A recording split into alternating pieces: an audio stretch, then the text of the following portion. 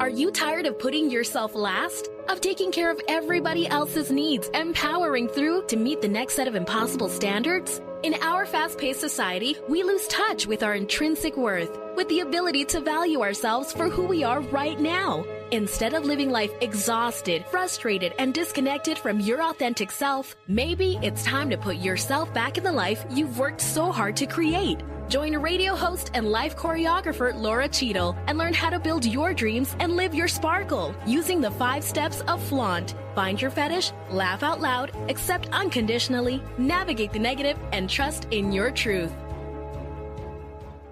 Hello, welcome to Flaunt, Build Your Dreams and Live Your Sparkle. I'm Laura Cheadle, and I am particularly excited about today's guest for, a wide variety of reasons. First of all, it will be a repeat guest on my show, but he has recently written a book called unHIDDEN. And what I love about that is my book is all about revealing yourself from the female perspective and flaunting.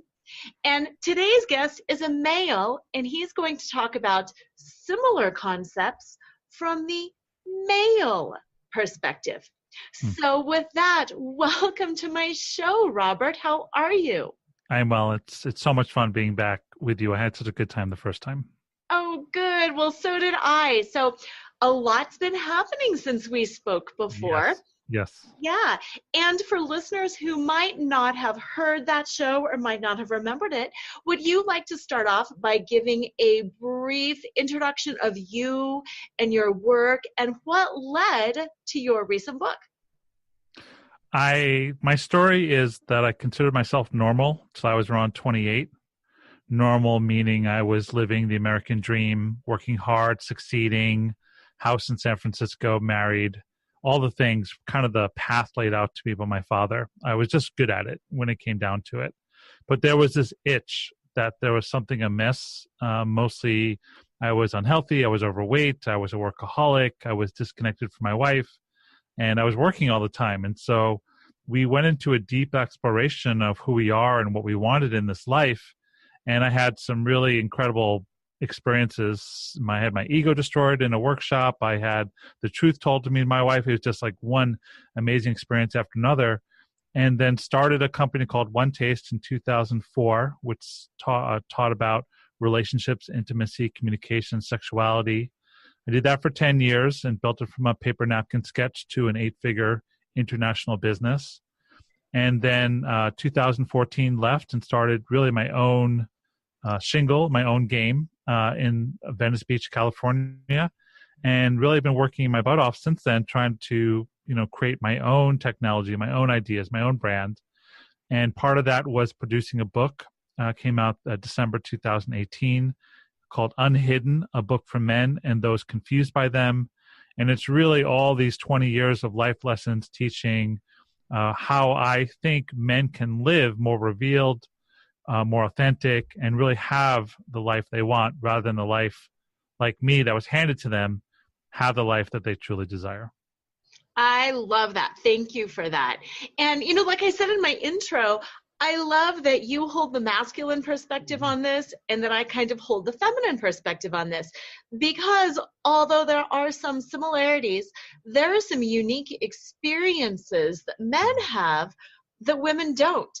And I was wondering if you'd like to kind of talk about some of those unique masculine perspectives. Yes, for sure.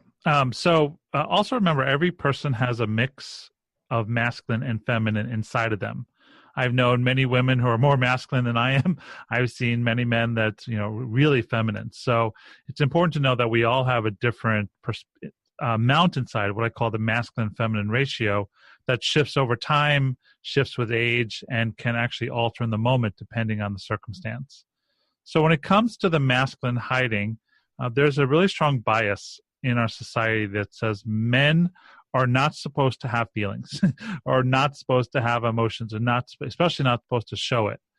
Really, what men have been taught is divorce their feminine side, to look at it as weak, to think that if they're too much in their feminine, they'll be less than a man in the masculine. And so from that, we have a whole implications of that, because if we're divorced from our feelings, if we're divorced on who we are, then those parts get hidden. And that all includes some beautiful things like beauty and softness and empathy, and some less so attractive things like anger and jealousy and hubris. And so what we do is we hide it all down in this little corner, but you can't quite hide it. It's still kind of running the show. It's the man behind the curtain. So living unhidden is about learning to see it, confront it, integrate it, and turn it from something that's disconnected to a superpower that you can use for better relating. I like that explanation. Thank you. Now, here is a question that I've got for you. I can imagine some listeners out there might be thinking, I hear what you're saying, Robert. That makes absolute sense. Yes, yes, yes. But I'm sure I don't really have that. I'm sure I'm connected to me. I'm me. I'm normal. I'm fine. What do you mean there's something hidden?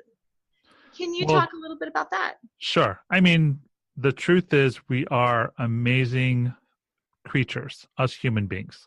And that means one of the coolest parts about being a human being is that we're constantly evolving. And what I mean by evolving is that who you are at 10 or 15 or 20 is very different from 25, 30, 45. And then that's different from 45, 50, 55. At a biological level, our cells are reproducing.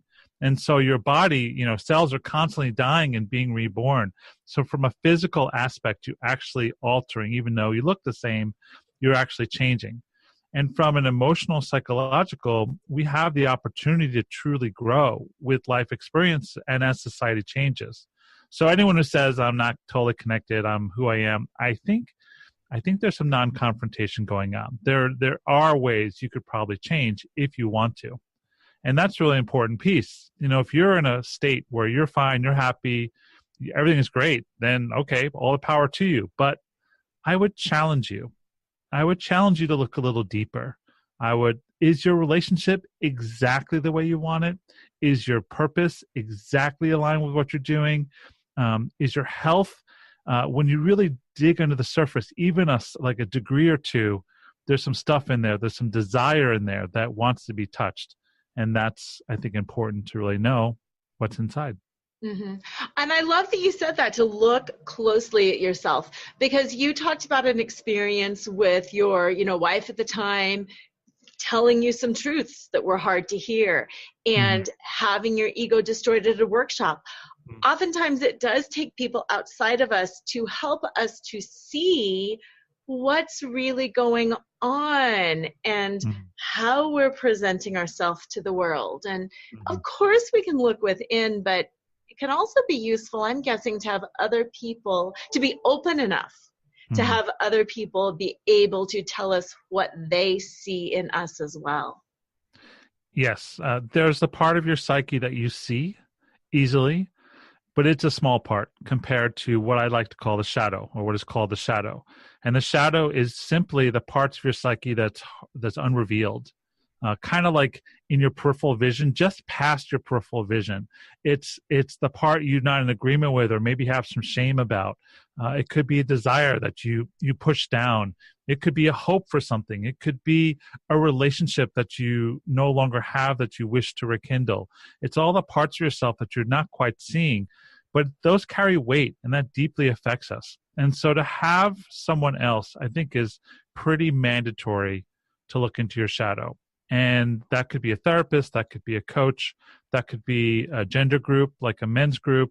It could be a 12-step program. It could be that you're reading some excellent books or taking some great programs. I'm not saying it's like you need to go into deep therapy to see it, and it's important to have some external reflection of yourself in order for you to see, because we get stuck in our status quo, we get lazy, and then in that our life tends to stay the same and actually tends to minimize, tends to coast. So I'm a big fan of having people around me to reflect all that I can be. I love that. And I also like how earlier you said, when you're taking that hard look at yourself, to be honest, do you have a desire there that maybe is not being met?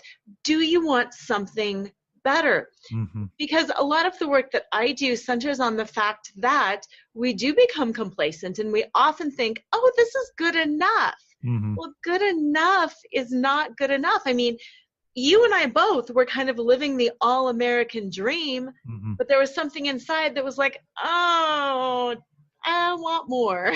Exactly. Well, there's a book by Jim Collins, which is actually a business book, but it's called Good is the Enemy of Great. And it really is, when we stay good, then we stay in our status quo. And great takes being uncomfortable. Great takes the extra action. It means going to the gym, putting down that extra slice of pizza, reading an extra book, turning off Netflix and turning to the news or finding some self-help book. It really does take moving into an uncomfortable, because no growth happens in the known. All growth happens outside our comfort zone, and our willingness to dive in there to feel the discomfort, that's where the power is. Right.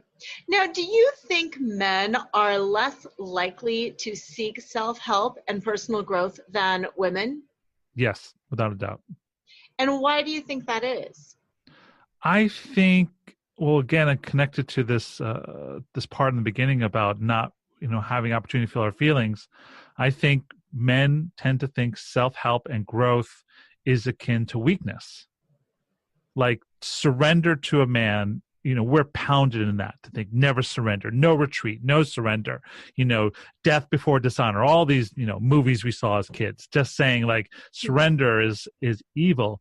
And to me, surrender is the most powerful word there is, because when you surrender to something greater, you can go on the ride of a lifetime. For example, if you're at the ocean and you're fighting the ocean, there's a high chance you can drown. But when you turn your body and surrender yourself to the wave, then you're surfing. Then you're going on a ride.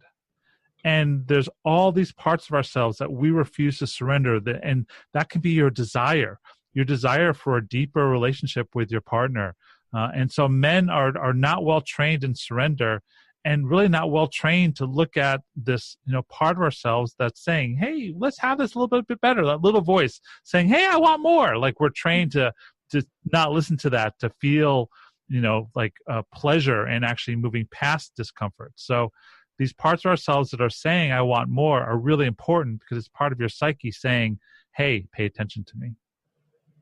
So what do you think will help shift the dialogue and the conversation around this? Well, bluntly, it's happening around us whether we like it or not. So part of my book is a description of what's been happening in society between the relationship between men and women. So just so you know, I talk towards the hetero experience. I am a white cisgendered male, mostly heterosexual. So that's my experience. So I apologize for other genders and other sexual orientations that I don't have acumen in, basically. So just so I'd be clear about that. But what's happening in terms of, we've seen a significant rise in the empowerment of women in the last 50 years. So a quick history lesson is, some historians have the patriarchy starting around 6,000 years ago, 3,500 to 4,000 BCE. And in terms of women's rights in society, the women's suffrage movement started in 1848.